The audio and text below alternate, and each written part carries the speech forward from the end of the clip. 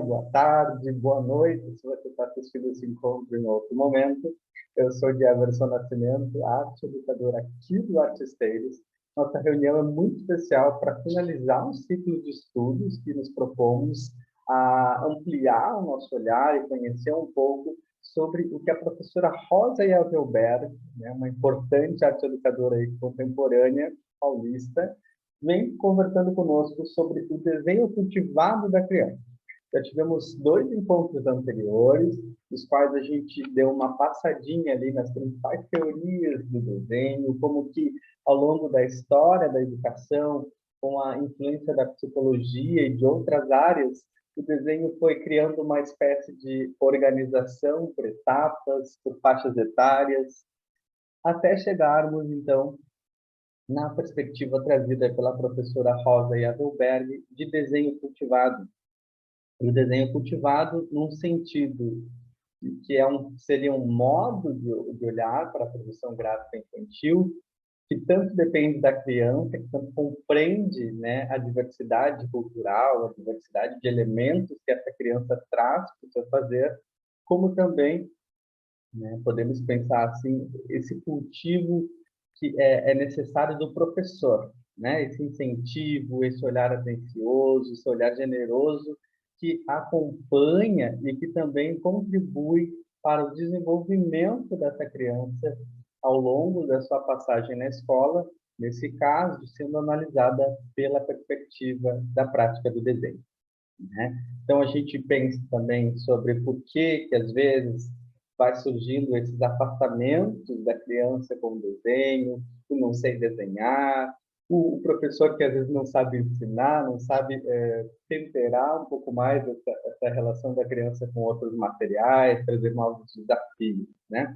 Então, nosso grupo, nesse sentido, durante esses encontros, tem buscado compreender um pouco mais sobre como que o desenho hoje está presente na escola, tanto na educação infantil, anos iniciais do fundamental, como, de certa forma, na vida, né? Trazendo também aproximação com outros artistas, com esses repertórios que estão aí no mundo, que se utilizam da expressão do desenho como um meio de existir. Então, minha gente, nesse nosso encontro último, a gente dividiu ele em 2 momentos, que na realidade vocês não vão perceber uma divisão integral, porque a gente vai articulando as reflexões ainda trazidas pela professora nos últimos capítulos, com algumas possibilidades práticas que eu fui elencando para que a gente vivencie aqui hoje. Tá? Então, esse vídeo fica disponível para que vocês possam revisitá-lo, possam compartilhá-lo também com outras pessoas, nesse intuito justamente de a gente ampliar o nosso olhar e o nosso fazer, né, compreendendo o desenho enquanto uma atitude, vamos pensar assim, uma ação que pensa, que produz conhecimento, que fala sobre o que essa pessoa, no caso a criança, tem de conhecimento do mundo também, e que sonha, que imagina, né, que produz ali desejos, né, nessas linhas, nesses elementos gráficos ali que marcam um suporte, que não necessariamente precisam ser um papel, como a gente já estudou no outro grupo, muito fortemente com as indicações da Edith Derby. Então, vou parar de falar por aqui e vou compartilhar a nossa tela para que a gente possa otimizar aqui o nosso encontro.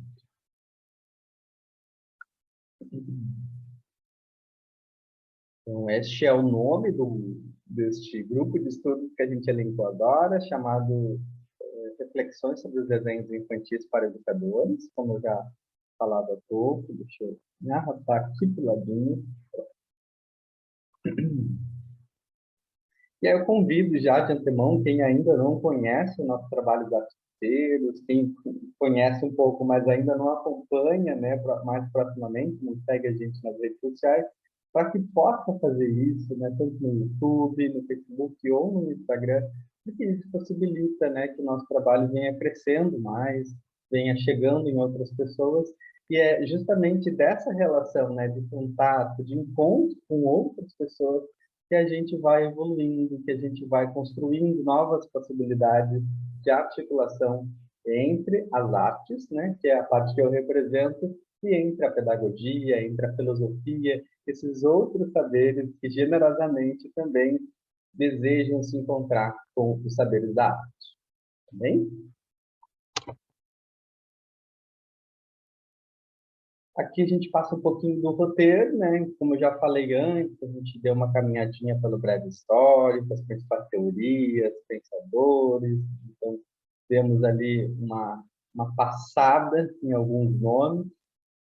Depois a gente começou a conhecer um pouco mais sobre como que isso vem ao longo da história ingressando na educação, pensando numa escola mais tradicional e comparando, né, também esse fazer essa prática com uma escola renovada, né, com uma escola que já é permeada pelo pensamento da escola nova. Até a gente chegar numa introdução sobre o desenho cultivado e esse conceito proposto pela professora Rosa Elvelberg, autora do livro. E hoje a gente vai organizar uma finalização do livro, né, com os últimos capítulos. Eu tenho essa edição aqui mais antiguinha, mas ele já tem uma nova edição também pela editora Gente. E a gente fala, então, hoje, a princípio, do capítulo 7 ao 12. De uma forma bem resumidinha.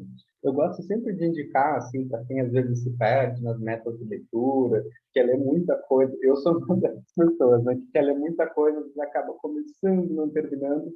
Tem um aplicativo que eu gosto muito de usar, que é o Scooby, né, que ele proporciona que a gente vá organizando as nossas metas de leitura e à medida que a gente lê, ele vai te ajudando a traçar um percentual de quanto daquela obra você já leu, quanto ainda falta, e uma estimativa de tempo que você levaria, né? Você pode fazer um teste ali, ler uma página, ele calcula o tempo que você leva para ler e faz um cálculo ali pelo total do livro. Então, você teria uma estimativa, né? No meu caso ali, de média, 3 horas e 40 minutos para ler um livro de 108 páginas, desculpa.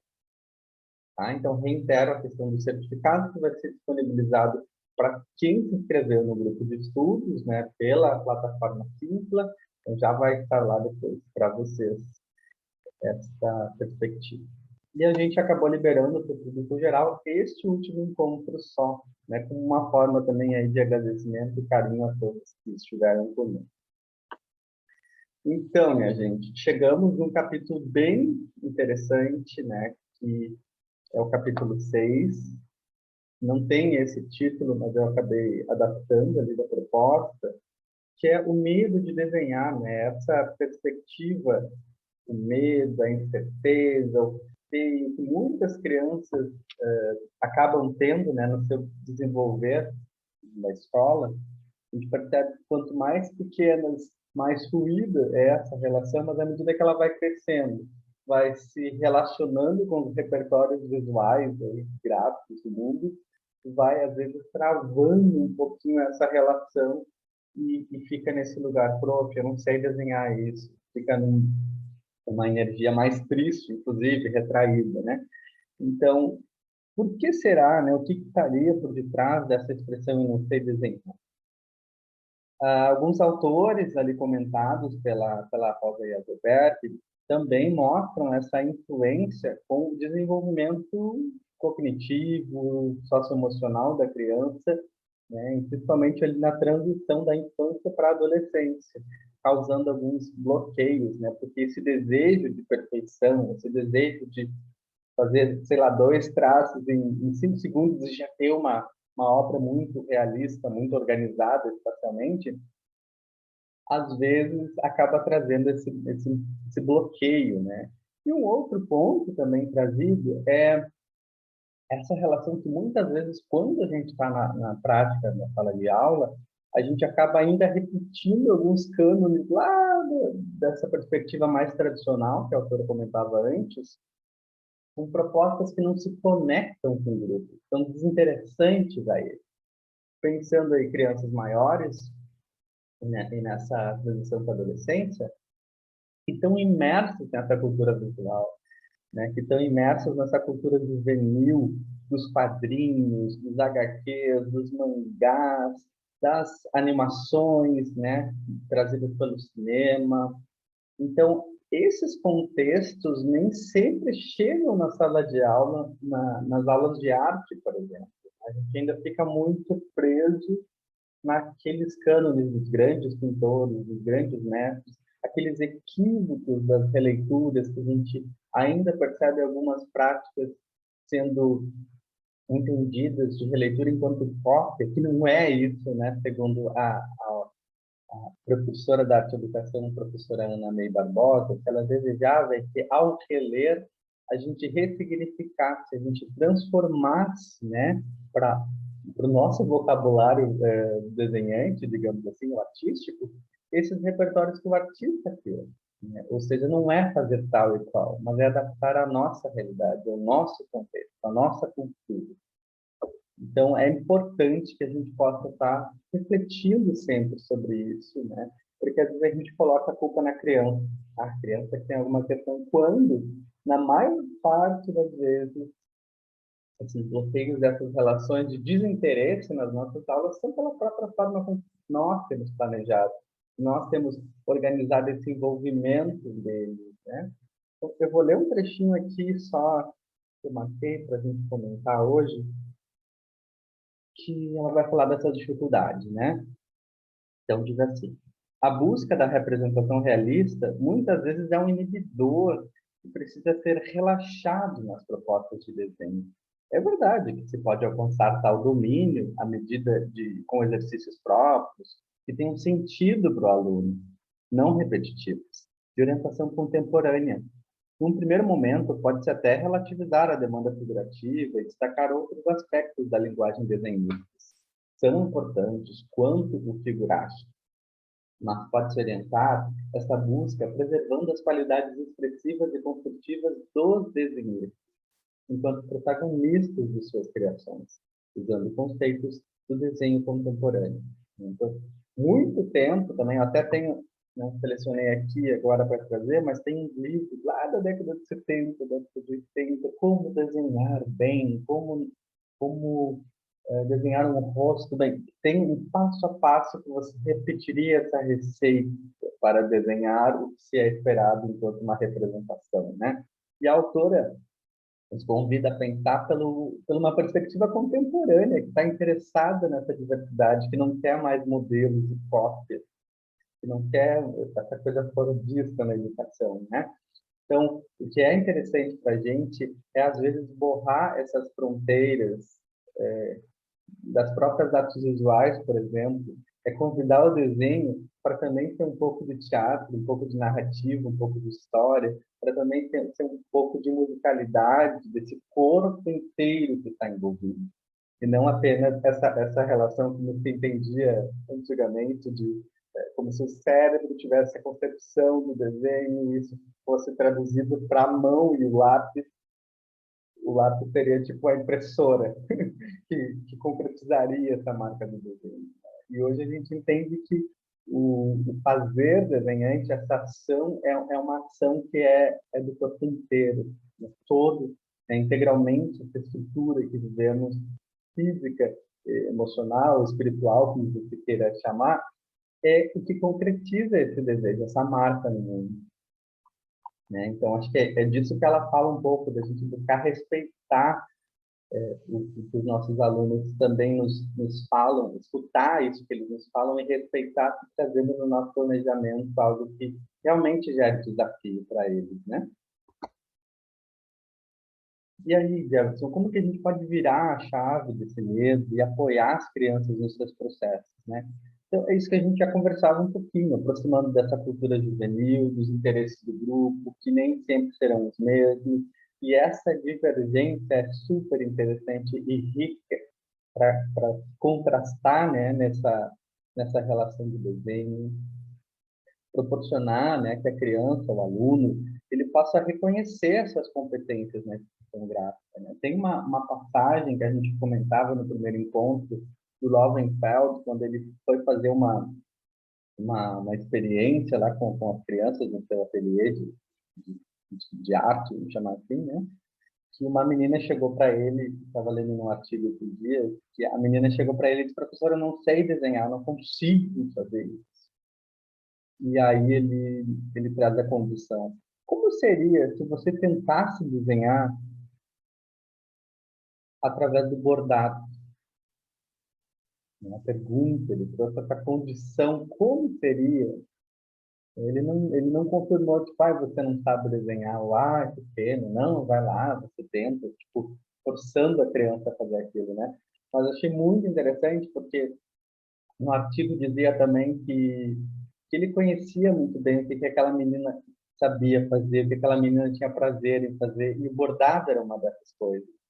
Então, ele traduziu aquela atividade que seria desenhar num suporte de papel, papelão, para um bastidor, né? Para aquela outra forma de se relacionar com a configuração das linhas, das formas, com a agulha e com a linha, que é o que a menina sabia trabalhar. Então, acho que é isso, né? A gente tem também esse papel de incentivar, de aguçar com que a própria criança, o próprio aluno reconheça as suas competências. De que está tudo bem se a gente não souber desenhar ainda uma figura humana sem ser nos palitinhos, né, nos fillers, mas que a gente possa desenhar outras coisas, então, que nos interessam, como a natureza, os animais, casas, construções, carros, né? Existem um repertório aí de possibilidades que nem sempre precisam ser ações mais realistas, né, e figurativas, a própria abstração, essas composições mais diferentes ao nosso olhar, né, que a gente talvez não estaria acostumado a imaginar, a usar e esboçar, mas que também podem ser uma parte interessante. E esse desafio não somente ao olhar, mas ao corpo todo, né?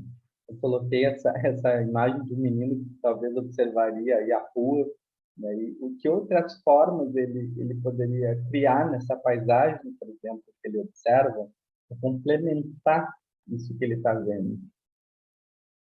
E acho que o que é importante também, que a autora reporta, é a gente tentar sair um pouco desses cânones da arte clássica, né? Não que não sejam importantes, não, é isso que eu quero dizer, mas que a gente possa também temperar nessa relação aí de repertórios artistas que estão próximos das crianças, né? Artistas contemporâneos, que daqui a pouco moram perto da cidade, convidar esses artistas para estarem presentes na escola, para pensar vivências com as crianças. A gente não pode didatizar a arte nesse sentido de que tem uma receita, de que tem uma coisa que você pega no livro e faz aquilo. A arte ela tem que ser uma experiência significativa, sensível para cada um, para ela poder surtir o efeito a qual ela se pretende de estar no mundo em relação, né? Produzir esse conhecimento. Então, acho que é bem importante a gente pensar também, e aí ela vai dando algumas ideias, né, para a gente reverter essa lógica de desenho só na mesa, só no papel, só na classe, né? E nem sempre essas classes elas são juntas, na maioria das vezes tem aquele espelho de classe que rege, né, a organização, a configuração da sala. Então, trouxe essa imagem para a gente pensar, né, daqui a pouco, um tempo dessas crianças saindo da sala de aula, observando o entorno, conhecendo os elementos, as texturas, a relação da sombra, como que essa paisagem que está ali no ambiente da escola, talvez a gente nem sempre preste atenção, ela ganha um novo significado a partir da nossa observação. Ela aguça os nossos sentidos, a nossa imaginação.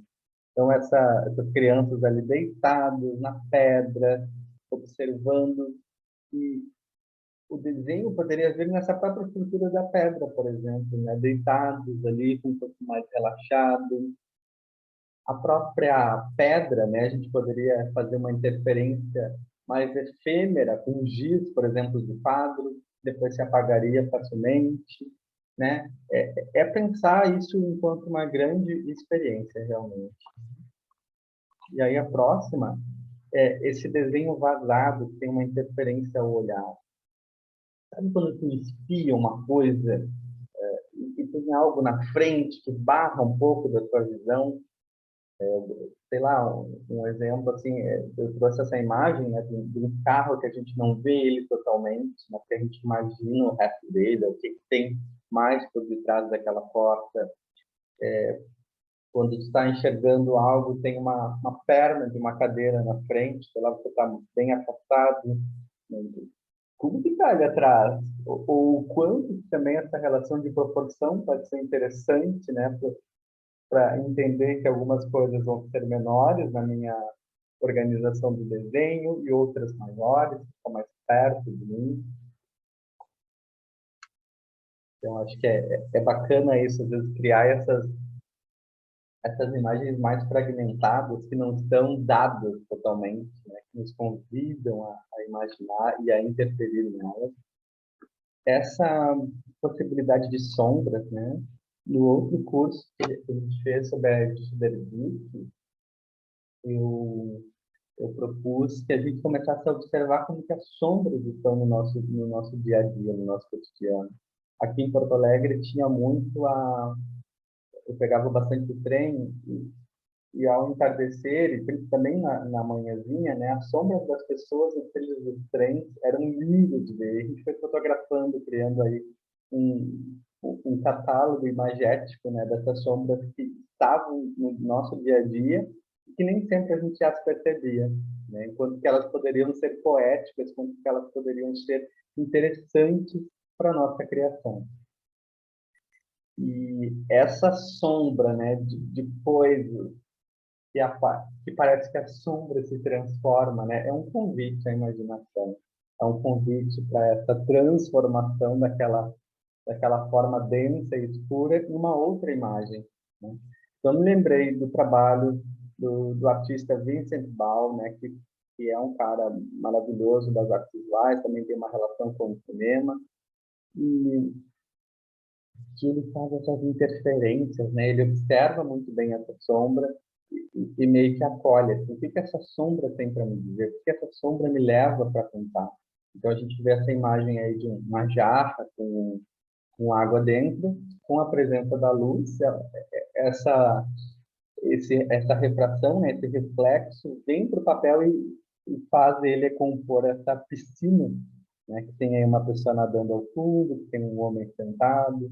Então, olha que barato isso, né? É pensar para onde que essa sombra me leva, para onde que essa sombra me convida.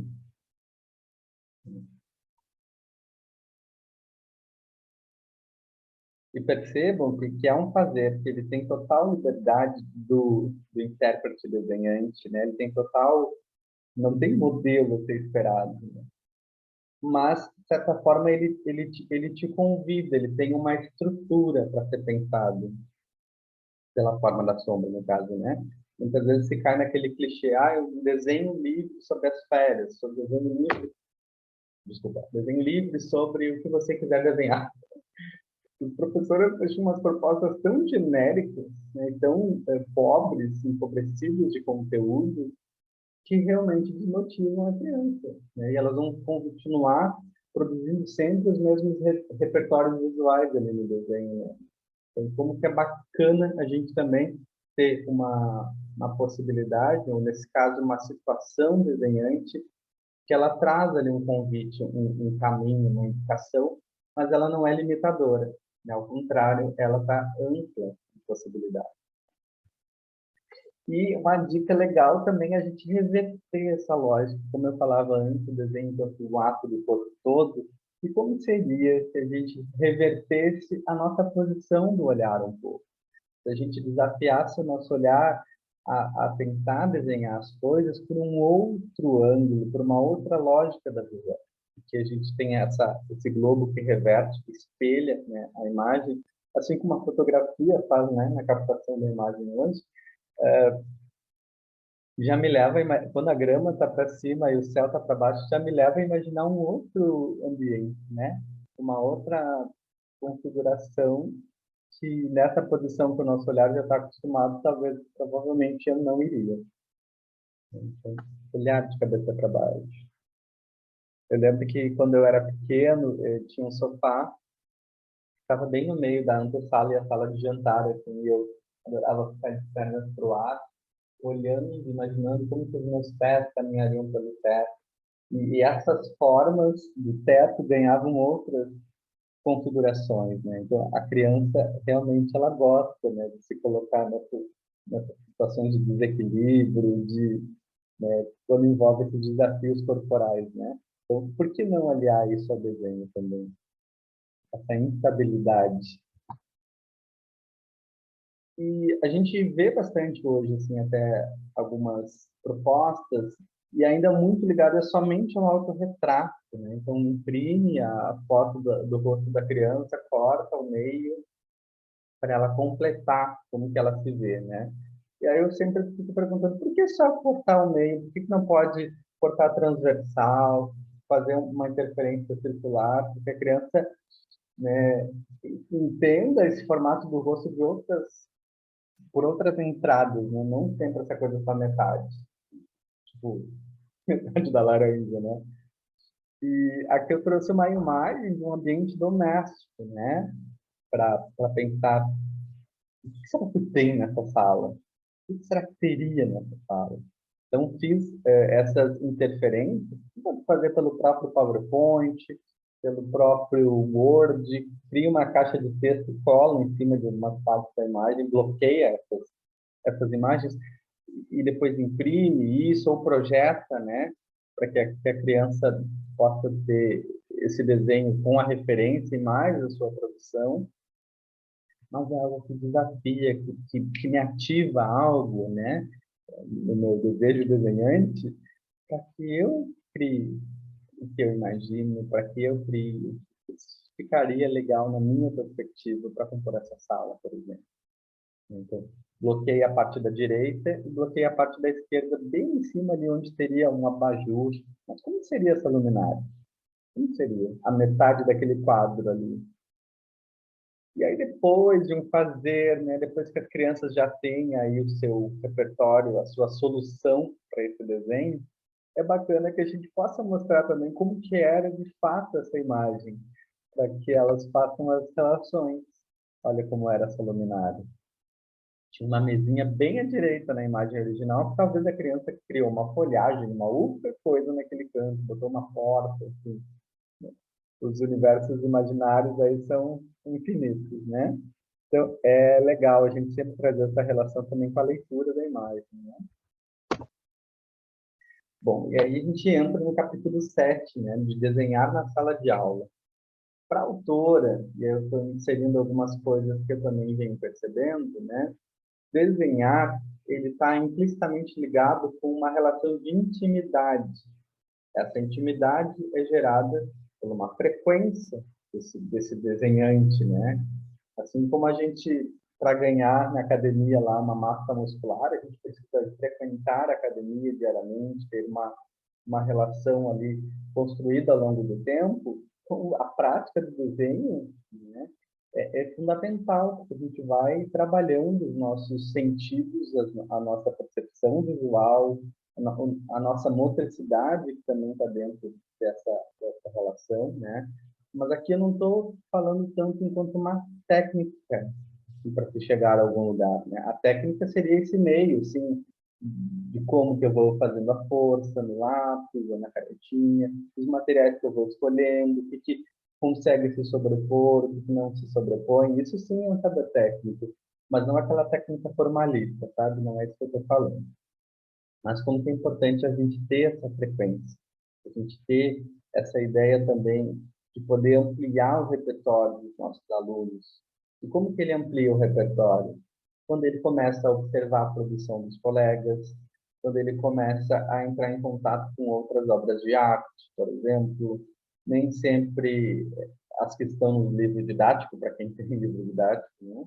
Mas das exposições que estão participando na minha cidade, dos artistas locais, né, que podem construir uma relação próxima com a escola, inclusive, de visitar, como eu falava antes.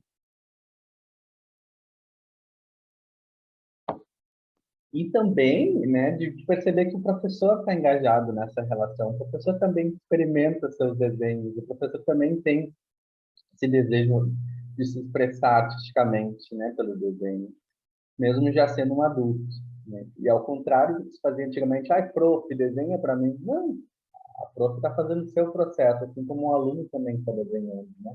Então, é legal. Assim, tem uns... Deixa eu pegar aqui para mostrar para vocês. Tem uns catálogos, assim, umas imagens impressas grandes, quem desejar pode encontrar nos sebos. Isso aqui é da Abril Cultural, se eu não me engano, isso aqui é da década de 70, eu acho. Isso aqui é do Bruegel Velho. E ele tem uma pintura que é bem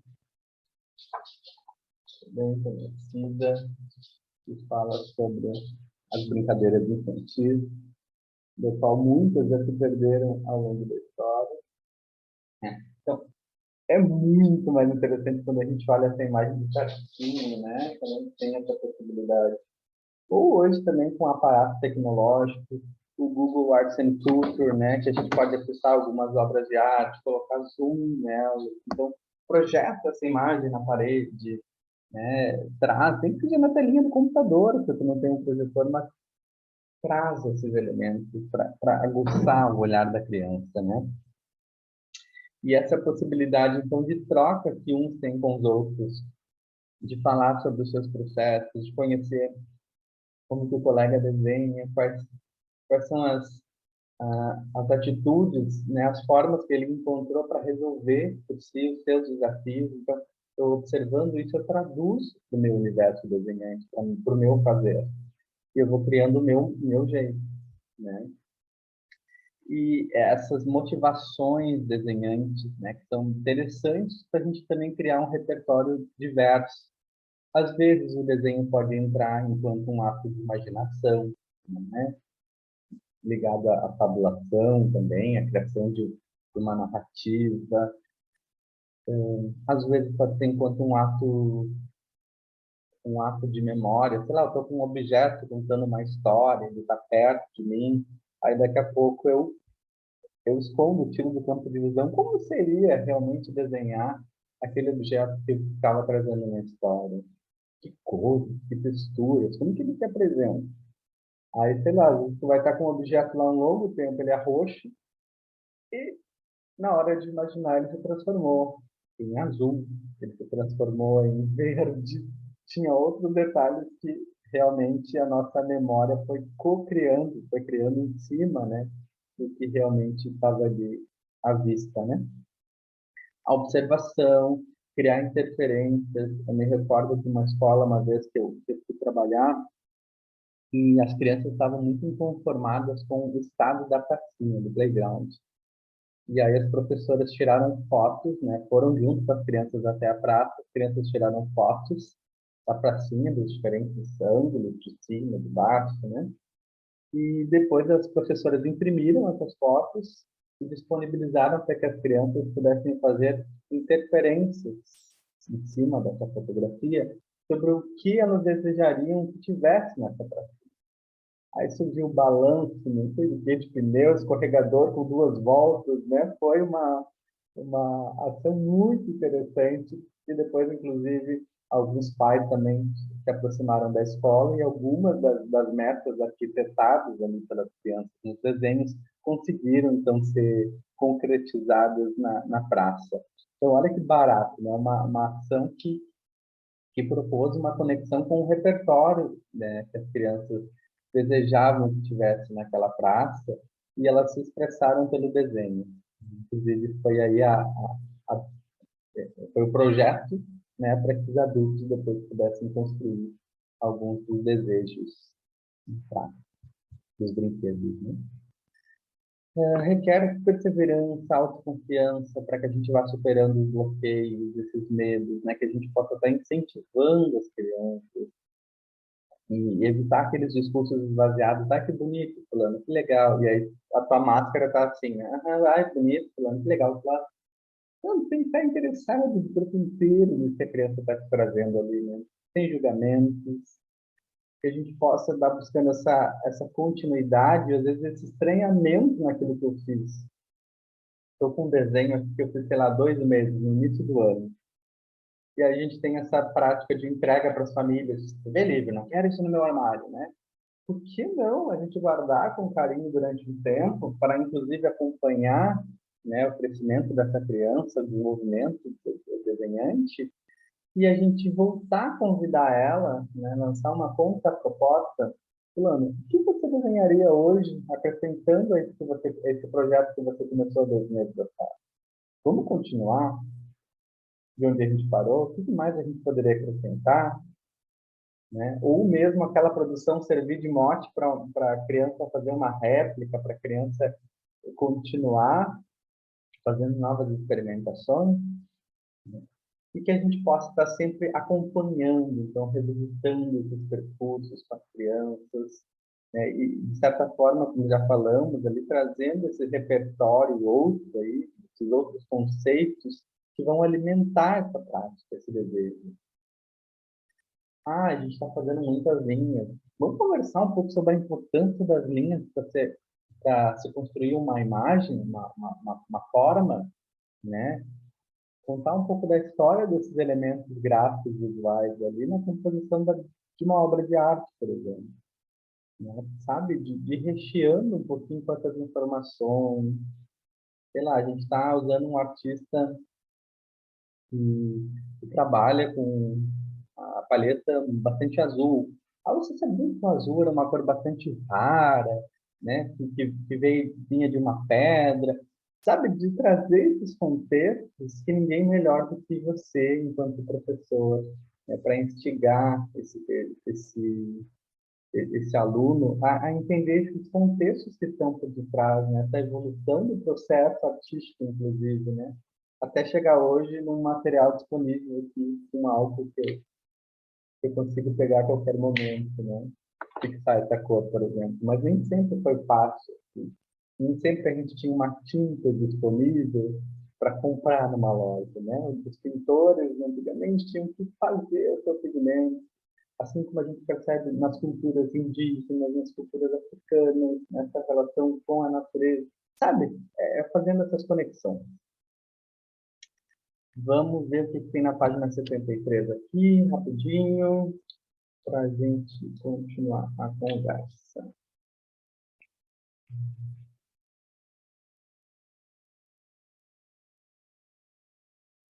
O aluno precisa ser incentivado a desenhar, reconhecendo que muitas vezes não é fácil. Desenhar requer dedicação, constância, informações e também orientação do professor. O aprendizado do desenho é bastante favorecido quando as crianças podem observar como os colegas resolvem os problemas para desenvolver os seus trabalhos pessoais. Por isso, é importante organizar conversas que as crianças verbalizem como chegaram até o produto final, as dificuldades que encontraram durante esse processo.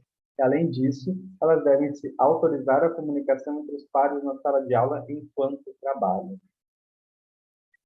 Eu não deixei aqui, mas eu tinha um livro que a gente leu no outro encontro sobre o brincar, que era um relato da Gisela Vagescoff, que ela pegou uma fala de uma professora numa atividade de desenho, a professora dizendo, não precisa conversar para desenhar, né? De ir tolindo essas experiências que as crianças iam naturalmente compartilhando umas com as outras, né?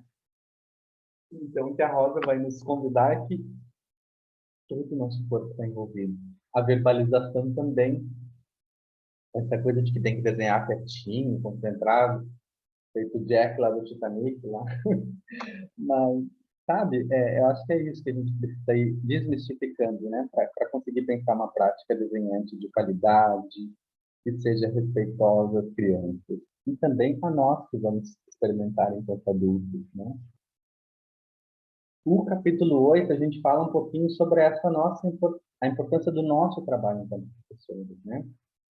Então, para entender que não é algo fácil, para entender que é algo que precisa ser vivido constantemente, a gente também precisa entender que o desenho ele promove diferentes habilidades.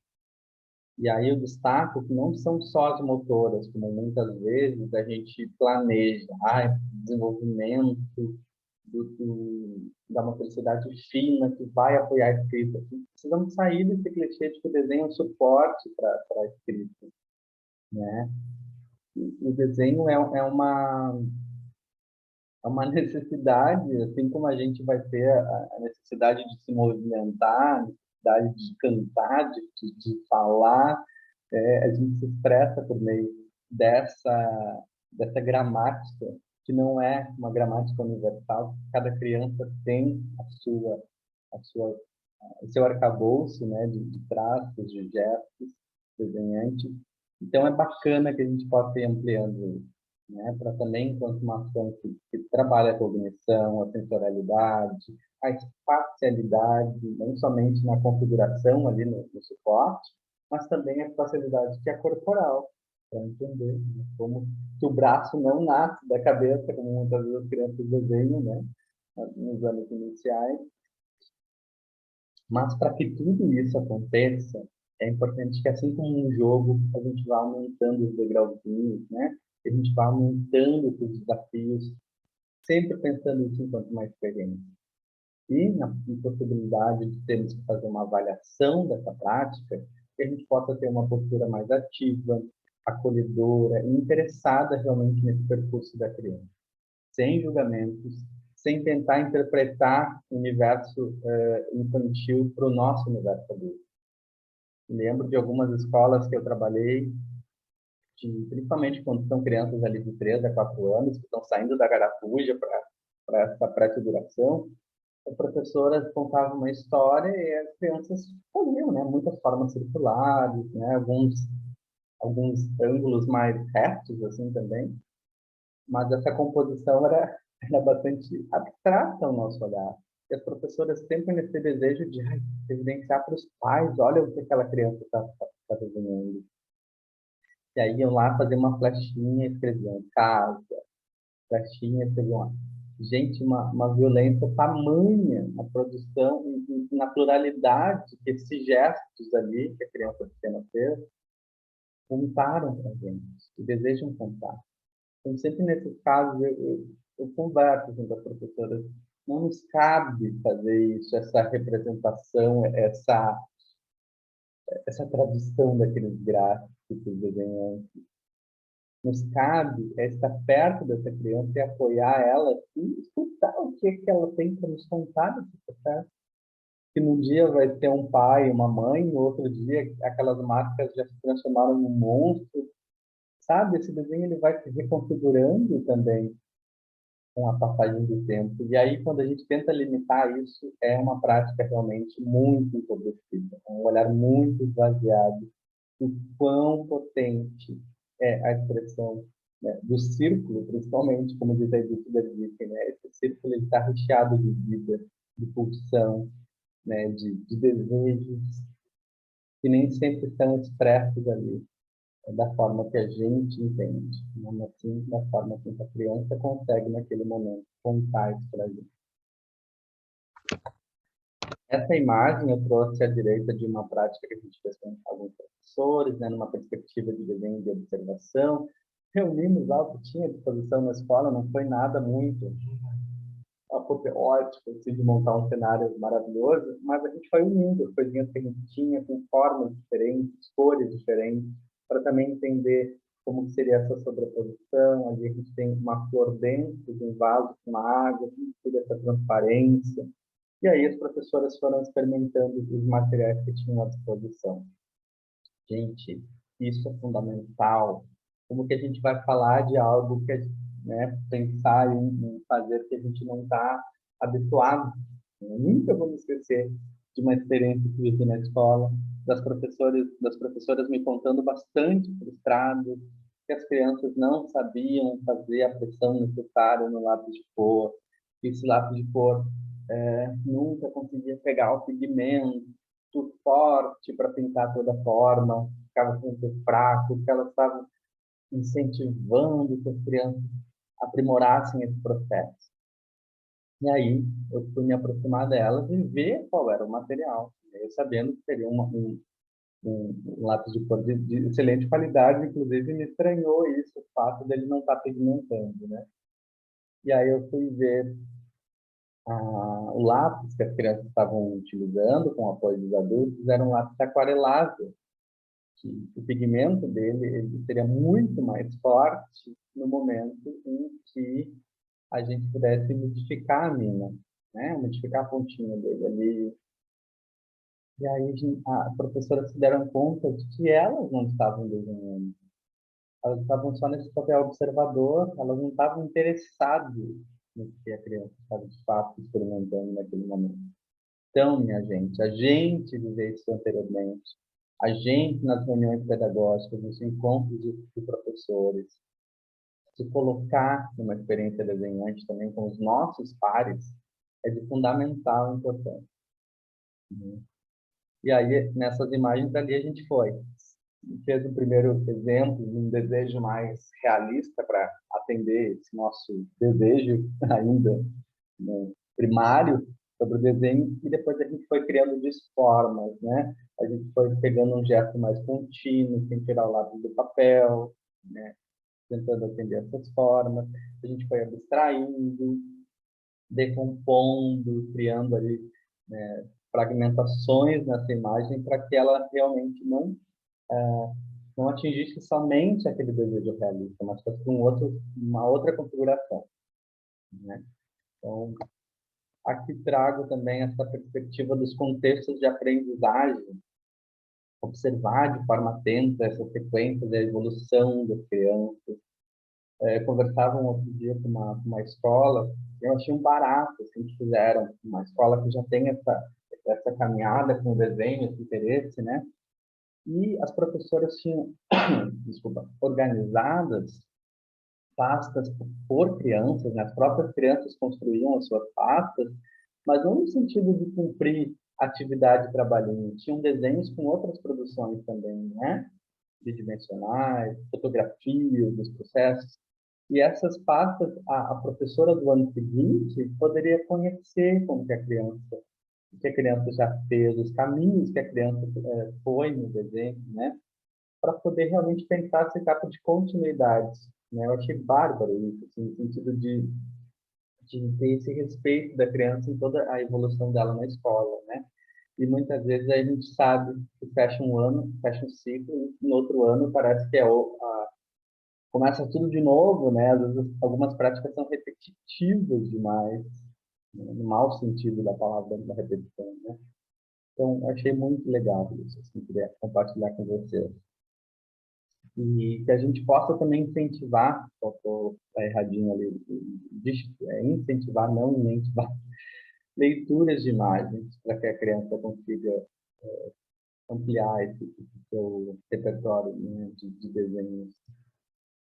E nós, a gente também, como eu falava há pouco, nós precisamos nos experimentarmos, criarmos propostas que façam sentido. Essa imagem da direita é um processo meu bastante, que eu comecei a fazer bem inicialmente. Tá? Então, tá, se eu estou falando sobre desenho, vamos lá, eu preciso também me colocar nessa composição criativa, nessa relação criativa, né, de colocar a mão na massa realmente. Não é só ficar aqui. Entender que é importante para a gente. Isso vai criar um outro significado. E realmente, muito difícil, não é tão fácil não, tentar esse desenho de observação, entender a sombra, como que as cores vão se sobrepondo, né? Então, e aos pouquinhos foi evoluindo, né? Então, é importante que a gente pense também previamente como que essa experiência vai se dar, quais os materiais que a gente vai ter à disposição, como que a gente vai organizar esses materiais, né? Quem trabalha numa perspectiva mais de ateliê, de artes, por exemplo, vai pensar essa relação dos materiais separados por tipo, por função, né? Sei lá, os materiais que são mais riscantes, os materiais que são mais de pintura, os materiais que são de recorte, as folhas de retalhos de papel, não é sempre a folha nesse tamanho, folhas de árvore, acetatos, né? Esses outros materiais vão estar organizados para que a gente possa pensar a nossa proposição. Ah, então tá, na semana que vem eu quero que as crianças experimentem uma relação com a refração da luz. Então, por que não pensar o acetato, né? Que pode ou celofane, que tem uma relação de sombra que projeta, que espalha essa luz, essa cor, né, para outros espaços, sabe?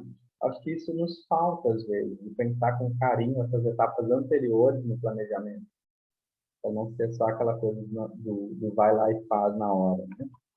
Aqui eu fiz um destaque nessa imagem da esquerda, né, na perspectiva de também pensar a representatividade desses materiais, né, o quanto que eles são importantes, nesse caso, a gente pensando a diversidade. Os famosos projetos sobre as esculturas, né, que aí chegavam lá na escola e diziam, desenhe você mesmo. E crianças negras se desenhavam com os lápis de cor que tinham, né, com os seus tons de pele. Né? Que pele é essa que está desse lápis na caixinha, que não, que não representava a diversidade de colorações que temos, né, nas nossas peles brasileiras, principalmente, dizendo, né? Então, de olhar os materiais, de escolher com carinho, então tem essa marca, ele foi um projeto iniciado por uma professora, que estava detectando isso, opa, isso não está legal, isso não está certo, mas temos que pensar essas diferentes cores nos materiais que oferecemos, e depois isso começou a ser comercializado aí por diversas marcas, né? Então, como que é importante isso? Aqui foi um processo que eu fiz com algumas professoras uma vez, e elas foram fazendo uma chuva inicial de ideias, pensando que o desenho como algo que ainda está preso nos estereótipos, que se expressa por diferentes materiais, tem diferentes suportes aí também, tem o desenho efêmero, que é aquele desenho que não vai viver para sempre, mas acaba vivendo na memória, na lembrança, na fotografia, quando a gente faz o registro, trabalha com desafios, com possibilidades, experimentações, composições, que também pode ser pensado enquanto uma ação prazerosa, né? Uma ação brincante, por exemplo. E aí a gente chega no último capítulo, então, que a professora organiza no livro, sobre desenhos na sala de aula. Deixa eu dar uma olhadinha aqui numa citação. Enquanto isso, quem estiver assistindo depois do vídeo e quiser ir fazendo junto comigo aqui, já reserva uma tesoura, um lápis de escrever e um papel, pode ser um retalho de papel para a gente fazer uma experimentação. Bom, vou achar a citação aqui.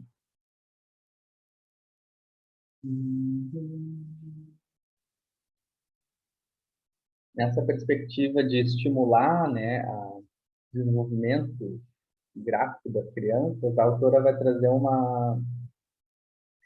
reporte aqui, uma citação do Munari, que é assim: quase todas as crianças de quase todo mundo pintam o que vem, o que sabem, o que conhecem. Ou seja, uma casa, montanha, uma árvore, o sol. A forma da casa ou da árvore poderá variar, mas os temas são mais ou menos os mesmos. Sempre rondam eles.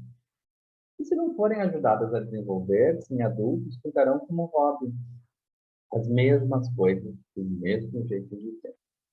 A criatividade deve, portanto, ser estimulada. Mas como? Trata-se de inventar jogos através dos quais as crianças possam sempre aprender algo de novo, se aproximar de novas técnicas, compreender as regras da linguagem visual. Qualquer desenho contém uma mensagem, mas se esta não for elaborada através de regras da linguagem visual, a mensagem não será recebida. Deste modo, não há comunicação visual, não há comunicação. Eu achei muito interessante isso, assim, como uma síntese de tudo isso que a gente já falou, né? O quanto que essa experiência realmente precisa ser pensada com respeito, né? Com carinho, com qualidade de tempo para que ela seja vivida. E não um check lá que próxima, semana que vem já vai ter outra coisa. Né? Sair dessa lógica de tempo cronos que nos injeta, né? Mas talvez pensar em tanto um tempo mais kairos, né? Da oportunidade, do acontecimento, né?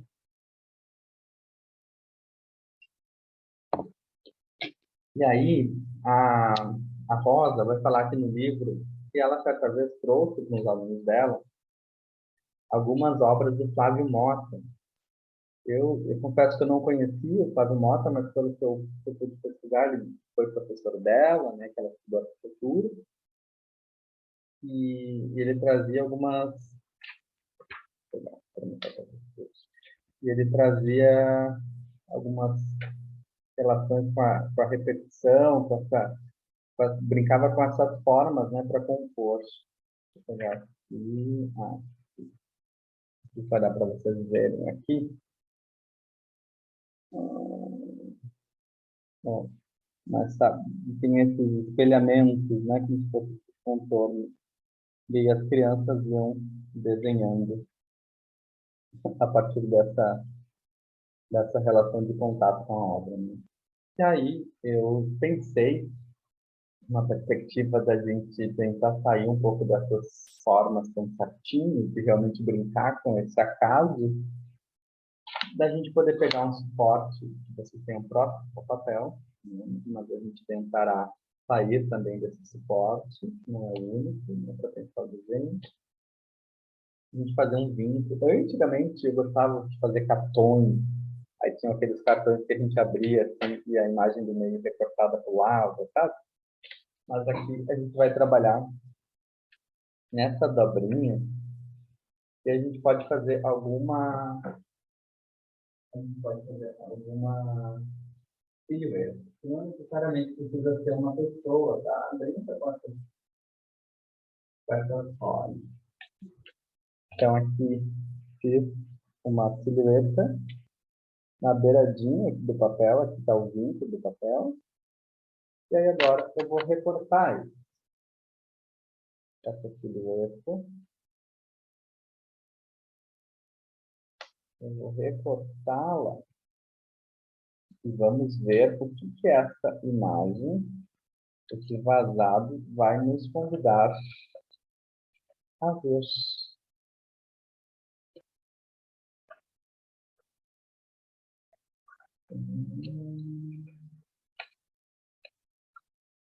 Estou cortando bem rápido aqui, até não estou sendo tão fiel às minhas marcações, para otimizar o tempo de vocês. Olha só, aqui a gente teria duas possibilidades, né? Uma, uma forma que sai do núcleo ali do recorte, e esse vazado também pode ser pensado aí como um negativo, assim, né? Até um stencil, que a gente poderia até colar sobre aquilo. Aí nossa tarefa poderia ser brincar de, de compor essa, essa forma, assim, que ela nos convida a imaginar. Se eu virar ela assim, se eu deixar ela de lado, horizontalmente, então, aí a gente poderia ir continuando ela, né? Ou também continuar essa parte aqui. Posso fazer outras intervenções, outros recortes aqui também. Posso fazer uma ideia de sobreposição, que este recorte participe aqui também, né, dessa composição. Enfim, uma ideia aí, né? E esse desvende o enigma, a revelação do traço, é um exercício que eu fiz há um tempo atrás também em outro grupo com professores que participaram sobre um grupo de estudos do desenho, sobre o livro da Edith Dervick, e também a gente falou sobre no grupo de estudos da criatividade. Eu vou pegar uma forma de algo que está aqui perto de mim e vou ir narrando para você. Este objeto, ele possui formas circulares, mas também formas retas. Dois círculos se encontram ao mesmo tempo em que eles podem unir outras extremidades de linhas retas. Essas linhas retas nem sempre ficam paradas. Às vezes elas se abrem, se fecham. Às vezes elas se, às vezes elas produzem espelhos, eu consigo me ver nessas linhas retas. Então, aí, sabe que... Tá, falei de uma forma muito poética aqui, muito abstrata, mas a gente pode falar de um jeito mais duro, mais reto também, né? Essas linhas retas, elas se abrem e se fecham. Dois círculos. É um objeto. Aí as pessoas podem se perguntando, é um objeto que eu uso na escola? Sim. É um objeto de plástico? Também, mas não somente. Sabe? Aí tu vai dando essas dicas. Até que, através do desenho, a pessoa, a criança vai dizer, ah, é uma tesoura. Aí, você diz, sim, é uma tesoura. Sabe? Então, tem objetos diferentes que a gente tem aí ao nosso alcance em casa, assim. Sei lá, uma caneca, mas ela tem uma forma diferente, uma colher, sabe? Isso instiga tanto a nossa imaginação, é muito interessante, que as pessoas vão... Mas é um objeto muito óbvio, está muito perto da gente, e a gente vai realmente saindo para um outro campo imaginativo, né? E aqui eu queria convidar vocês para pensar uma continuação. Vou colocar aqui. Dizer que bem a lateral, né, do meu quarto, eu tinha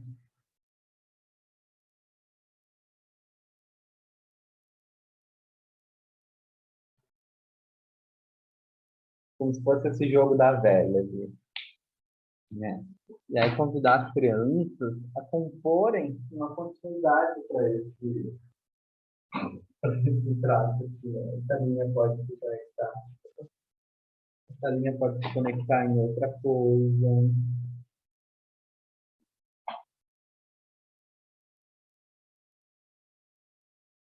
sabe? A gente pode ir brincando com essas formas,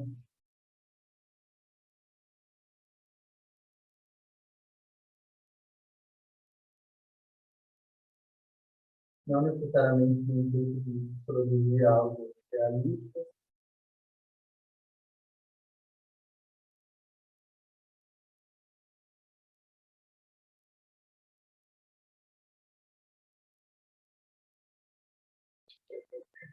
né? A gente pode ir criando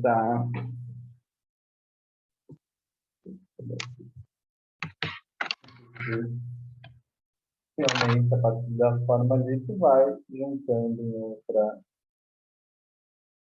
criando a sua própria lógica, né? A sua composição. Esse é um exercício que eu gosto bastante.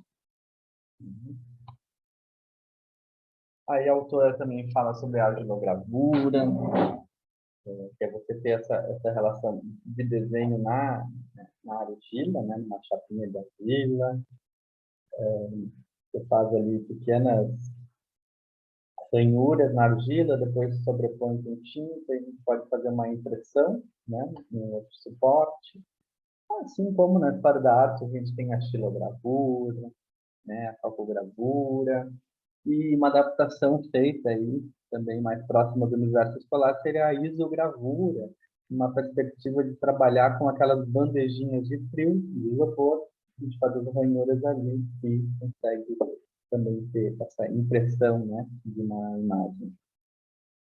Os papéis pequenos, né, que eu trouxe, os post-its, são esses papéis com essas formas menores, que a gente tem aí bastante no nosso dia a dia. Mas esses retalhinhos de papéis de atividade de recorte também podem ser, né, interessantes para a gente pensar um desenho micro, um desenho miniatura. Principalmente quando a gente está trabalhando com crianças bem pequenas, a gente dá uma folha A3 para elas e elas não sabem ocupar, né, não conhecem como ocupar todo aquele espaço enorme da folha A3. Mas daqui a pouco, se a gente começar por um espaço mais reduzido, pode ter uma forma angulada diferente, uma forma mais redonda, nem sempre essa forma assim, quadrada e retangular. As intervenções nas fotografias, como eu dei o exemplo antes, né, de ter próprias imagens das crianças, das casas, dos espaços, e trazer o desenho enquanto a possibilidade de intervenção e de projetar coisas, né? Os autorretratos, que é uma prática das mais comuns hoje, apesar de sempre ter as figuras dos cânones da arte como referências, né, para que a criança se desenhe. Estou fazendo, vou ver se eu consigo postar em breve. Estou fazendo uma apanhada de vários artistas interessantes, né, que propõem aí um jogo de configuração do rosto bem diferente, com outras marcas que saem dessa ideia realista, né, e brincam com as formas do rosto. Vou ver se eu consigo postar em breve aí para também aguçar essas produções sobre os autorretratos. Aqui eu trouxe um artista, a qualidade da imagem não está tão boa, porque foi quando eu fui na exposição em 2018 dele no Rio de Janeiro, mas é uma série que ele tinha feito, se eu não me engano, desde 2017, pelo menos é o que eu tinha anotado, que ele borda, né? Eu dei o exemplo do Lovenfeld, quando ele fala para a menina bordar o seu desenho, né? E aí o Rick Rodrigues, ele borda, ele faz essas criações aí, desenhantes em superfícies de voal, em sacolinhas plásticas, em lenços, né? Tem uma relação com o suporte aí bem bacana. Nesse caso aqui, por exemplo, tinha muito essa memória dele, das casas e do que ele imaginava, né? Na infância, os lugares seguros, né? E aí, minha gente, já estamos chegando quase no final assim, desse vídeo do que eu tinha preparado para que a gente conversasse. Que vocês pudessem também acompanhar algumas experimentações que eu tenho feito no canal dos Artisteiros. Como eu costumo destacar bastante, eu de formação venho do teatro e me aproximo das artes visuais, né, da música também, no sentido de pensar a experiência artística mais ampliada na escola, né, de entender que eu também preciso aprender um pouco mais, estar inteirado dessas outras linguagens artísticas, mesmo eu sendo das artes, né? Às vezes a gente fica nesse arcabouço, assim, eu sou do teatro, mas só no meu campo. Não, a gente não pode, ou sou da pedagogia e só trabalho desenho, ou só trabalho pintura, sabe? A gente precisa ampliar também as nossas relações com diferentes materiais, com as diferentes linguagens artísticas. Então, tem feito, e aqui eu selecionei algumas experimentações desenhantes mesmo, assim, com o aramezinho do pão, esses materiais que estão ao nosso alcance, tentarmos sair um pouco do papel. O elefante colorido seria uma ferramenta aí criada pela Google Arts and Culture, que na época estava selecionando aí obras de arte em função das cores, né? O quanto que seria legal fazer essa pesquisa com as crianças sobre as diferentes tonalidades de azul presentes numa obra, por exemplo, né? A questão de produzir um livro, né? A gente falou bastante desses repertórios que são consumidos pela juventude, a literatura, a ilustração, né? Presente nos livros infantis pode ser um grande incentivo para a gente trabalhar e pensar o desenho. Nesse vídeo eu construí junto com a Brenda, minha filhada, um livro feito por nós, né? Um mini livro, poderia ser dado de presente. A relação com a isogravura, que eu estava conversando antes do isopor, está tudo disponível ali no canal para que vocês possam acessar. A relação do desenho de observação, né, da gente produzir algumas estruturas que apoiam o nosso olhar a investigar essas diferentes partes da imagem, aí depois pensar o desenho realmente, né? Eu acho que é legal isso. Enquanto a gente está observando, enquanto a gente está reconhecendo, também é um desenho que a gente está produzindo, né? Uma materialidade, talvez não física, né? Mas ele está se configurando em um espaço da virtualidade. O Monstro que Habita o Nome, né? Uma experiência bem antiga, que brinca a partir dessa forma das letras, uma ideia bem semelhante a essa. Assim. E aqui tem assim, uma das primeiros vídeos que eu comecei a fazer, né? Sobre esses desenhos prontos ainda. A gente já não usa mais o mimeógrafo, mas os xerox, as impressoras continuam reproduzindo a mesma relação de estereótipos, né? Desenho pronto para colorir, pinte dentro, não sai dos contornos, como a gente ainda vê hoje, né? Então, seria basicamente isso, assim, né? Eu trouxe aqui alguns materiais que eu gosto de trabalhar também, se estivesse presencialmente, teria feito com vocês, físico, né? Uma investigação sobre as linhas, por exemplo, como que as linhas elas podem ser, às vezes, mais maleáveis, nem sempre rígidas e duras, né? Como que seria, por exemplo, se você tivesse aí um papel de ilustrador, de cartunista, desse, se você tivesse aí nesse papel de alguém que está ilustrando esse movimento que está acontecendo na hora, né? Então, eu estou dançando com essa fita e você vai tentar reproduzir aí as imagens ao mesmo tempo que elas estão acontecendo, das formas que essa fita está ocupando no espaço. Isso seria uma possibilidade. Se a gente poder ter objetos, né? Ainda uma prática que talvez lembre essa natureza morta, né? Nesse tempo quando os artistas nem sempre tinham dinheiro para pagar um modelo, uma musa para pintar, desenhava o que se tinha à disposição, né? Então, pensar frutos, a passagem do tempo dela, quando a gente está fazendo uma experiência de relação de plantio, de natureza. Há um tempo atrás ficou famosa aquelas batatas doces plantadas, então as crianças iam desenhando a evolução do crescimento dessa batata. E o desenho ocupava esse lugar também de registro, né, de relatório dessas transformações que a batata ia passando, por exemplo. E eu fiz aqui também pensar essas extensões, né, do corpo, que eu coloquei num galho, uma caneta, e como que nos gera um desafio, por exemplo, quando eu não tenho mais o domínio tão perto, assim, como eu sou acostumado, e essa extensão, ela me provoca uma instabilidade no meu traço. Nem sempre eu conseguirei ter a mesma qualidade, inclusive, né, do gesto. Então,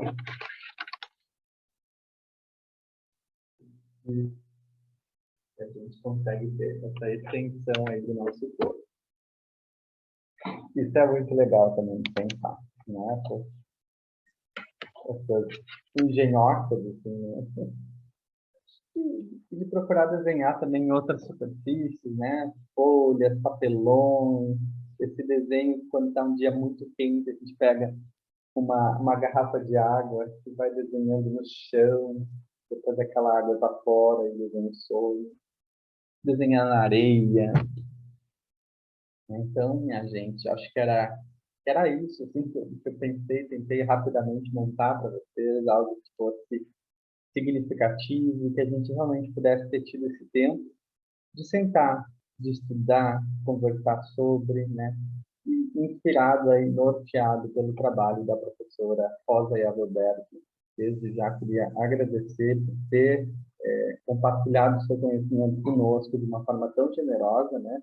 Um trabalho aí que foi originado na academia, enquanto uma tese, e depois chega, né, de uma forma mais compactada para a gente, enquanto leitor, ter acesso. E os certificados para quem se inscreveu, então, como falava antes, na plataforma estarão disponíveis, assim como as gravações dos outros encontros.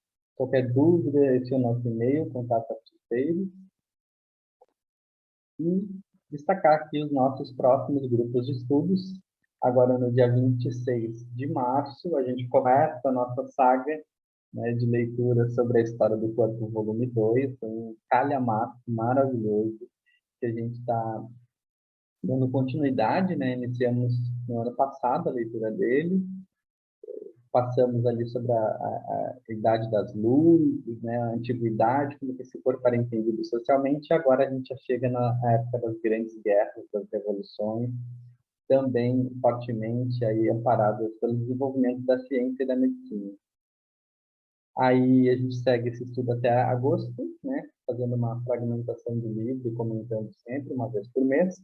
E também temos ali, iniciando em abril e maio, essa perspectiva de falar um pouco mais sobre o desenho e sobre a dança nos anos iniciais, né? Mais para a infantil, através da produção, então, feita pela professora Thais Ferreira e Maria Fonseca Fackenbach. Então, teríamos 3 encontros, aí, 2 em abril e 1 em maio, aos sábados, para a gente poder brincar, para a gente poder experimentar outras linguagens artísticas, aí, no caso, que são o teatro e a dança, que são tão importantes também para o desenvolvimento dessa criança e a sua expressividade enquanto um sujeito que é multi, né? Que tem linguagem, como diria Maladou. Então, para a gente pedir, trouxe essa citação da professora Rosa Yavelberg, na qual que ela diz assim: a criança desenha mergulhada em um meio ambiente onde já existem imagens, que queiramos ou não, exercem influência em sua ação gráfica.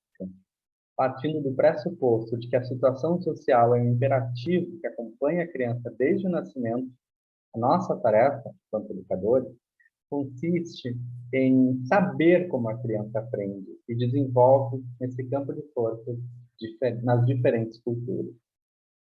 Então, minha gente, não tem uma receita, não tem um manual a ser seguido, né? Mas a gente precisa estar conhecendo como que isso acontece nessa faixa etária, nessa etapa da vida, e como que a gente pode contribuir para que essa experiência seja qualificada, que essa experiência seja afetiva e também repleta de sentido e significado. Por hoje era isso, agradeço a atenção de todos, e vocês que assistiram pelo YouTube também, enquanto um regalo, aí, um presente, né? Uma forma de agradecimento e também pelo apoio de vocês. Espero vocês, então, nos próximos grupos de estudo, quem estiver conosco, também nas redes sociais, no Instagram, no Facebook e no YouTube. Um grande beijo e um excelente sábado a todos. Tchau, tchau.